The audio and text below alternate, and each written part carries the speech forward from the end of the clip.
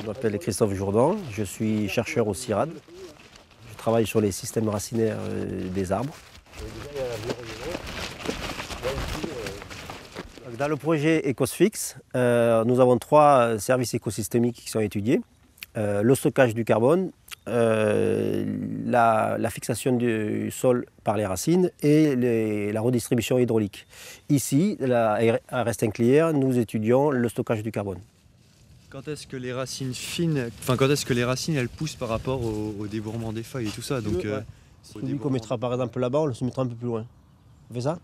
Donc à ce titre, nous avons installé des mini risotrons.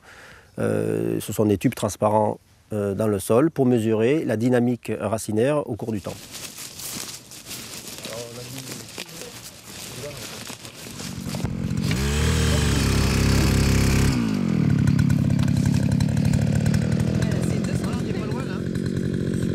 Alors, on utilise un scanner circulaire qui est inséré dans le tube et on fait des images tous les 20 cm de longueur de tube.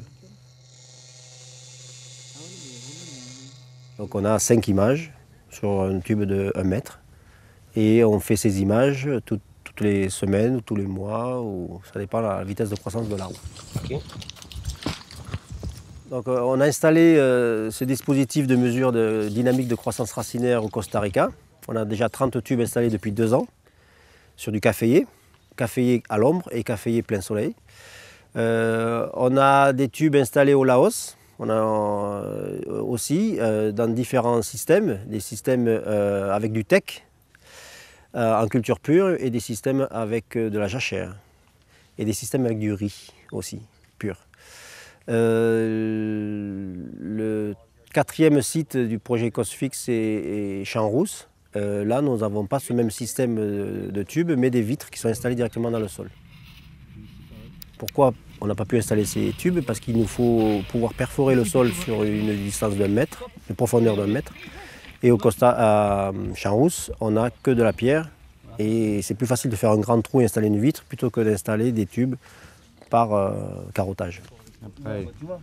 Donc là, moi, ce que je suis en train de faire, c'est de noter les températures, parce que c'est important pour savoir après comment poussent les racines. Donc, soit on utilise un scanner plat, soit on fait des dessins de racines, vu qu'on a accès à la vitre, sur du transparent, et on analyse ces relevés. Le but est de regarder la dynamique de croissance des racines. Pourquoi? Pour estimer la quantité de carbone qui est fabriquée par les racines, pour pouvoir faire un bilan carbone à l'échelle de notre écosystème, on a besoin de savoir quelle est la quantité de carbone investie dans le système racinaire. Parallèlement à ça, on fait des mesures de carbone dans le sol, mais bon, c'est pas l'objet de mon travail.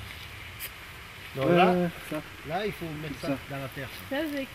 Mais nous l'avons fait comme ça parce qu'il faut... Alors, où est-ce qu'il y a des nouvelles racines ici? Ici, il y a des nouvelles racines.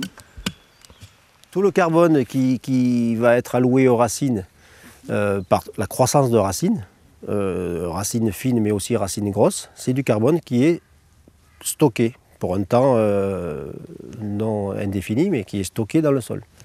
Sur une année, croissance d'une grosse racine permet de stocker du carbone. Les racines fines ont une durée de vie très courte, de plusieurs mois. Le carbone va être stocké de façon temporaire, 3-4 mois. Ensuite, elles vont mourir, se décomposer, et la décomposition va libérer du CO2. Ce CO2 va transiter dans le sol un certain temps, et puis va être libéré dans l'atmosphère. Là, on parle de déstockage.